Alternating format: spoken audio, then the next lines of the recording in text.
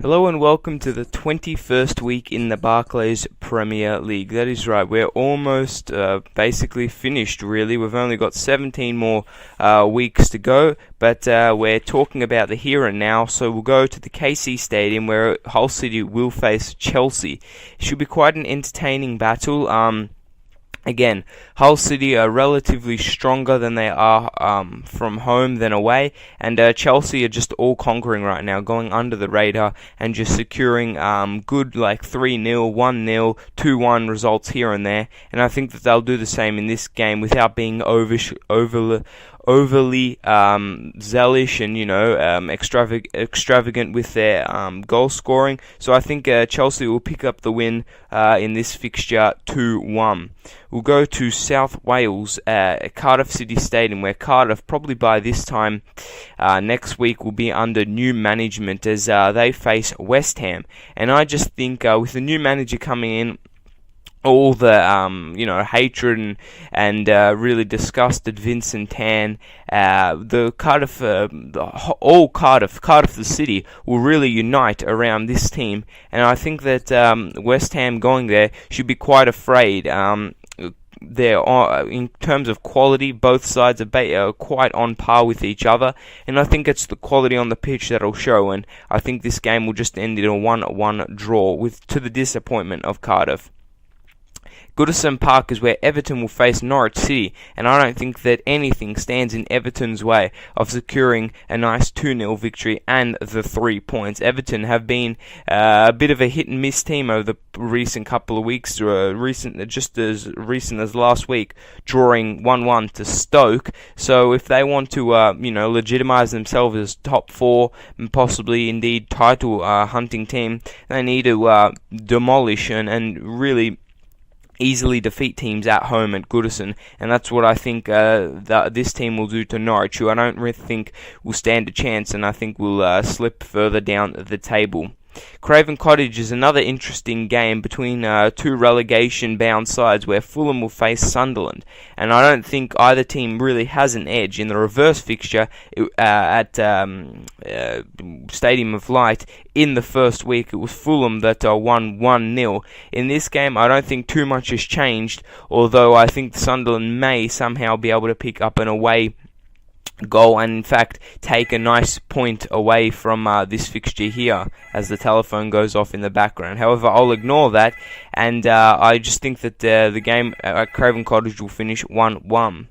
Moving to the south of England at St Mary's, where Southampton will face West Bromwich Albion, and I think that Southampton can really put their train back on their tracks, because over the past couple of weeks, again, they've just slipped further and further down the table after their blinding start. Against a team like West Bromwich, this is a fixture where Southampton can really ensure that they get some players back in form and make sure they take 3 points and a convincing win, and that's exactly what I think they'll do in this fixture, and I expect Southampton to win this game 2-1. White Hart Lane is where Tottenham will host Crystal Palace in a London derby, and after Tottenham's success at Old Trafford, I don't see why they can't keep it up. Tim Sherwood has obviously improved on his tactical understanding of the game, and he obviously likes playing with two strikers up front in terms of Soldado and Adebayor, and I think that this will cause Tony Pulis' Crystal Palace side all sorts of problems. Remember, the two central defenders have to commit themselves to either centre forward. So I think Tottenham should have a fair amount of success in this game, and I think that'll reflect on the scoreline. But don't underestimate Crystal Palace, because they're a hard team to break down. So I expect Tottenham to win, but win very marginally, 1-0. At Old Trafford, United will face Swansea City, and I think United should get back to their winning ways after, let's just say, a calamity of errors against Spurs. I think that if Manchester United are able to control Wilfred Boney, who started off this year with a house on fire, because he's already scored 2 goals in his past game, so if they stop the ball flow to him, and they stop him bringing the presence and the players like John Joe Shelvey and Jonathan de Guzman into the game, they should be okay. I think that the sooner they get Robin van Persie back from injury, the better for United, but I don't think that the Red Devils will manage to lose this game. In fact, I think that they'll be able to beat the Swans 2-1. at St James's Park, it's Newcastle United facing the all-conquering and absolutely goal-scoring machine that is Manchester City. And I don't think that Newcastle will be able to stop this goal-scoring machine because of City's abundance of talent up front.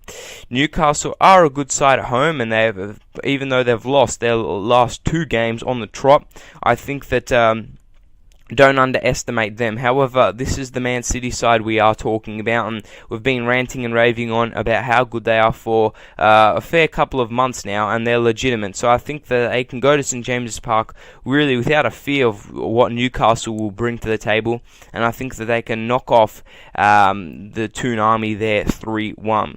The Britannia is where Stoke City will face Luis Suarez's Liverpool, and if they somehow manage to stop Suarez, then I think they have a chance. But really, in terms of me looking at this fixture, it's kind of like the rugby side versus the passing prowess of Liverpool. But that's really unfair on Stoke City because they have been playing quite a good brand of football under Mark Hughes. However, in this game, I don't think that they have the talent of Liverpool, who are really flying right now. And if you look in terms of the whole Liverpool side, from the goalkeeper to Suarez up front, they're actually quite good in terms of the quality. They don't have the amazing depth of a City or a Chelsea. However, the first team 11 could rival any top team in the Premier League. So I think that they can go to the Britannia with a fair bit of confidence that they will pick up the victory, but they have to play like it, and I think that they can win there 1-0. The final game, taking place Monday night or Tuesday morning if you live in Australia, is at Villa Park, where Villa will face Arsenal. And I think that I'm not sure how this game will go. Last couple of seasons, Arsenal have managed to narrowly beat Aston Villa, but in the reverse fixture on the first day of this Premier League campaign, it was Villa that ran rout at the Emirates and beating Arsenal 3-1.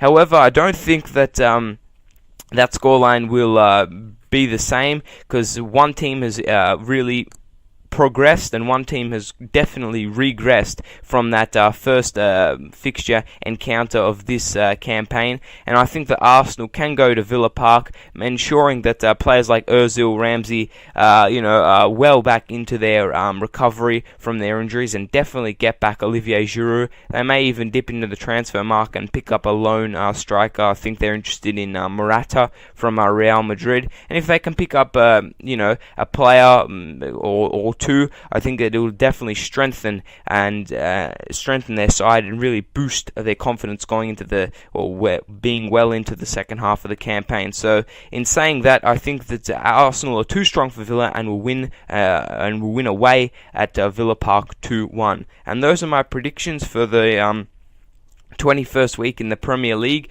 Some tantalizingly great fixtures, but when isn't there any in the Premier League? So I'll see you guys very soon. I won't be uploading for the next week because I will be on holiday, so stay safe with your family and friends, and make sure you enjoy summer wherever you live around the world. So I'll see you soon for my review video, and goodbye.